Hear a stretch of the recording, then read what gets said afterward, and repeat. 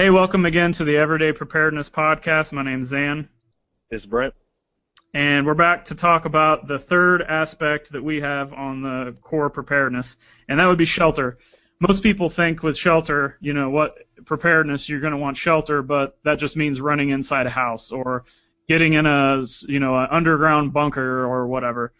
But there's a lot of aspects that go into shelter that most people are not thinking about. And to me, that has to do with staying comfortable, keep taking care of your body, taking care of equipment, any of that stuff. So before we get started, Brent, do you have anything just to touch on as far as shelter goes? Not a whole lot to start with, honestly. We'll get into, all the main points and stuff later on. But like you said, it's starting to think a little bit outside the box beyond just, well, when it's raining, I'm going to go back into my house. Because, if you're stranded on the side of the road and it starts sleeting, you can't really just go right back into your house. And your car's broken down, so you can't just drive home. Right. And so we'll start with that. Let's start with the car. You're stuck on the side of the road. Your car overheats. Maybe you get the weather's caused you to get stuck. Maybe it's just raining so hard you can't see. There's so many different variables. So what do? Obviously, the first step you would want to use is your car as shelter. Just stay inside. But what happens if your windshield gets broken or windows get broken and you're out in those elements? There's things you can bring with you to take into consider in these situations, such as tarps. You break a window, you put the tarp up, you can duct tape it around the windshield of the window, and that will at least get you by until you could get a tow truck there. You could bring the portable fans, if you're in the middle of the summer and you break down overheating somewhere. Pull out your portable fan to try and keep you cool. You could bring, obviously you're going to have water, we've talked about that, or hopefully you do. You could bring extra sets of clothes. If you're stuck and it's cold, you're going to put more layers on. If it's hotter, you can switch into shorts, something like that. Brent, you got anything to add on the cars right offhand? Be able to utilize the piece of equipment. We've talked about like get home bags and stuff, and we're big proponents in you will have a summer type and then you will have a winter variation. And cars straight on the side of the road, that's the perfect time to use your get home bag. That's what that's for. Knowing how to use all of that stuff, like in winter, like you said, you have a tarp, maybe it's just a couple trash bags and some duct tape. You can at least, keep it fixed up. You should always have extra clothes, gloves, boots. I don't personally carry any, personal fans or anything, but, that's a great idea that I wouldn't have ever thought of. Well, and that would be something just for the summertime, like you said. You've got your different sets you carry for different seasons. Right. It's just, utilize everything, and it's just try to think outside the box on all of it. Okay, so we'll move on to your home as the next situation, which is the most obvious. There's a tornado coming, there's just bad weather in general, or maybe there's a social or economic issue where there's problems outside and you're wanting to stay safe. So staying in your home obviously is probably going to be the most common after the vehicle. And kind of the same thing with that, keeping trash bags and tarps on hand to replace broken windows, because if you're in a emergency situation, most people are not going to be able to just fix a window immediately if you got a tree hanging through it or something. Same thing with roofs. You're probably not going to be able to patch a roof, but if you have that skill or you have the equipment to do it, go for it. But if you don't, what you can do is put a tarp over that, put some buckets to kind of catch whatever's falling through, and then maybe block yourself off like you would in cold weather. Live out of one area of the house, so you just kind of disregard that area. And a heat source, or it's a little bit tougher, especially if there's no power, to keep cool.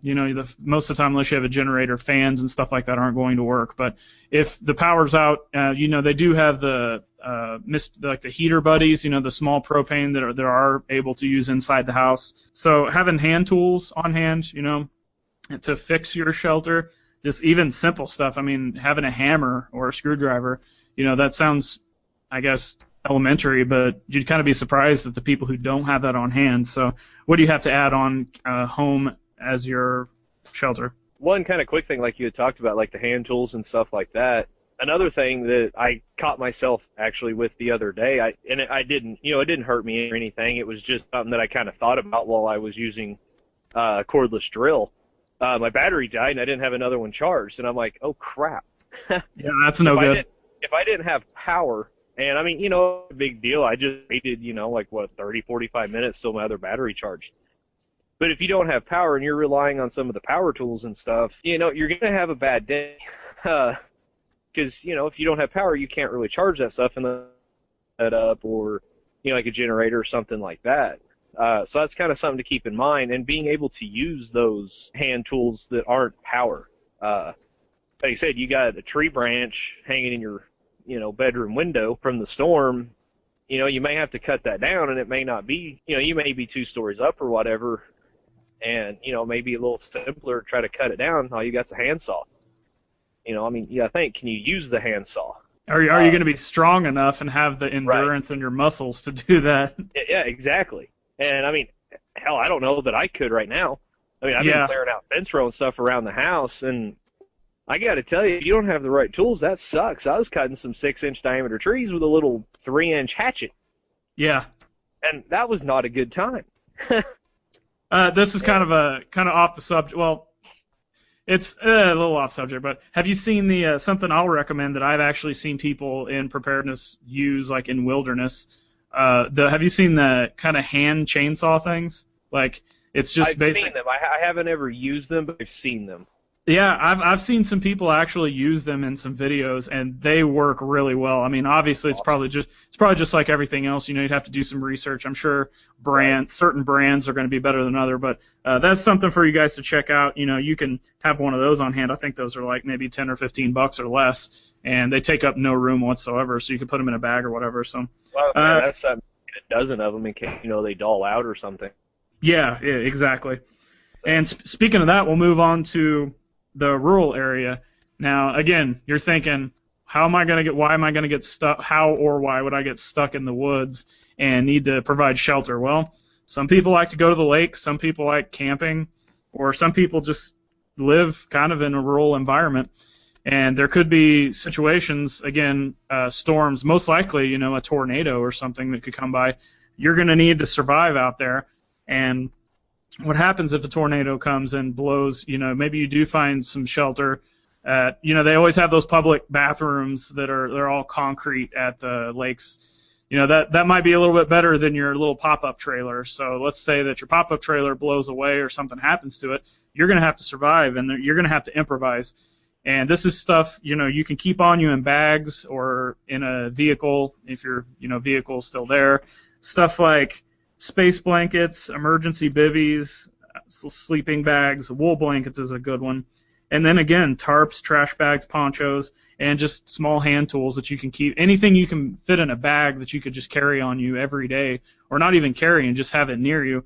And then maybe also as far as improvising goes, using the environment. Do you have the tools, and do you know how to cut down a small branch and maybe use your emergency space blanket with a combination of some leaves and then maybe a shovel and kind of dig yourself out a little burrow there to keep warm or just keep out of the elements or keep hidden even. So what do you have to add on that? In the news here not long ago, I'm pretty sure I shared it to our Facebook page, where that plane crashed. Yes. And there was that kid that was able to survive there for a little while because of the lessons that his dad had taught him, or he learned at Boy Scouts or something. Do you remember which one I'm talking about? Yeah, I remember the story. I remember seeing it on our Facebook page. Yeah. Yeah, and that's just everybody thinks, well, why would I be lost in a rural environment? It's like, well, he was up in the plane that all of us having to survive. So, that's extreme example and this and that. It's something that happened, and he was able to scavenge and stuff parts that he found lying around. It wasn't like he had his bug out bag and everything with him. And that goes back to our very first episode talking about having the mindset. You might not have the money, or you might not have the gear on you, or you might not have the money to buy the gear, then you might not have the gear on you because of, security purpose. Like you said, most airplanes aren't going to allow, or most airline companies aren't going to allow you to carry a lot of this gear even on the plane for legality reasons or security reasons, post 9/11, of course. It ties into the situational awareness stuff we talk about too, and we touched a little bit on the fight or flight stuff in, our fitness podcast, just a little while back. Being able to recognize the situation you're in without panicking is a big deal too. I mean, it's kind of a little bit off topic, but it's something that's kind of important, especially when it comes to shelter. And we're, like we talk about these core principles of all, and things that we have to be focused on. If the mind isn't working, hell, if I'm in a plane crash, I'm probably, going to be freaking out. Yeah, most people would. And yeah, and so keeping the presence of mind to actually recognize your situation is a big part of that too. Yeah, I mean, like the example I just said, maybe you were seeking shelter in one of those public bathrooms or something, and your camper blows away. Most people are going to panic, but instead you just pick yourself up and say, all right, what do we do from here? And it's that simple. Yep. Yep. All right. So lastly, on our shelter, and this is going to be an interesting one, is urban environment. Now you're going to have a lot of opportunities for shelter in an urban environment. Abandoned buildings. I hate, most people aren't going to want to do this, but if you had to, you could jump into a trash dumpster for a short time if it was, a real emergency, obviously. Right. Yeah. And then if, you can use vehicles if you have to. There's usually rummage everywhere, especially if you're in a bigger city and back alleys and stuff. You can maybe build some kind of small shelter real quick with.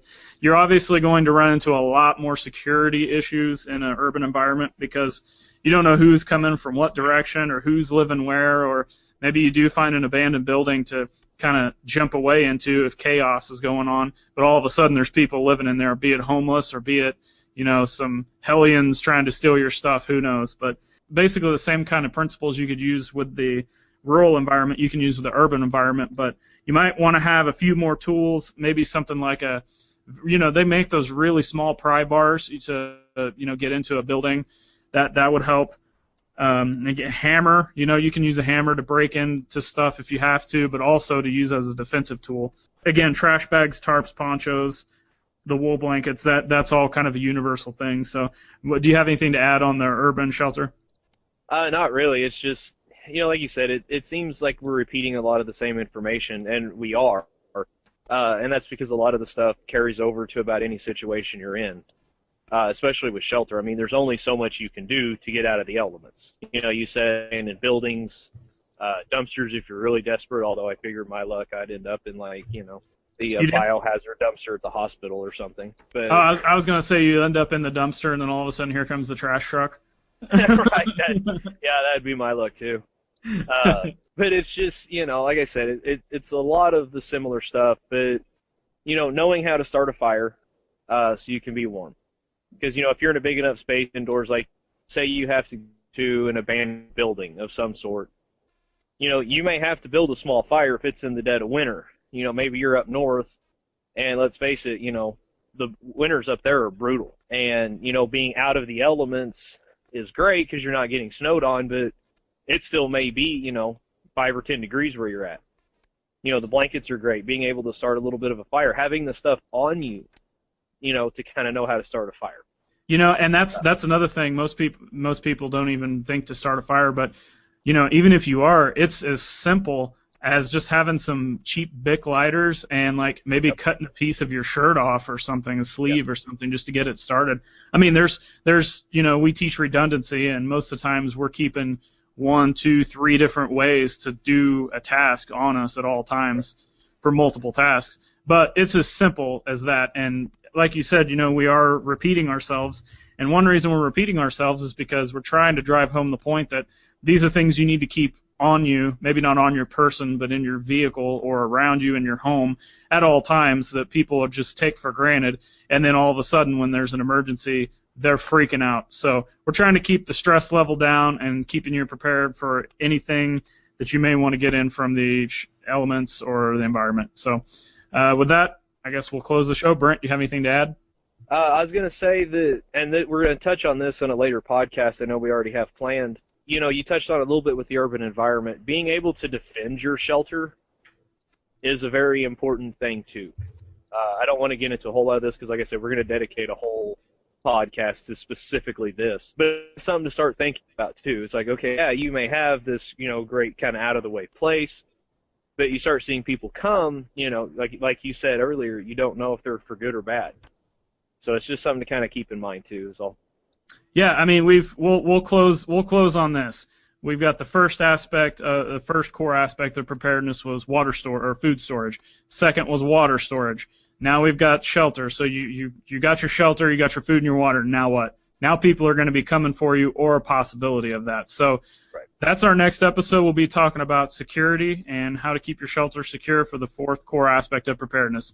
See you guys next time. Stay safe.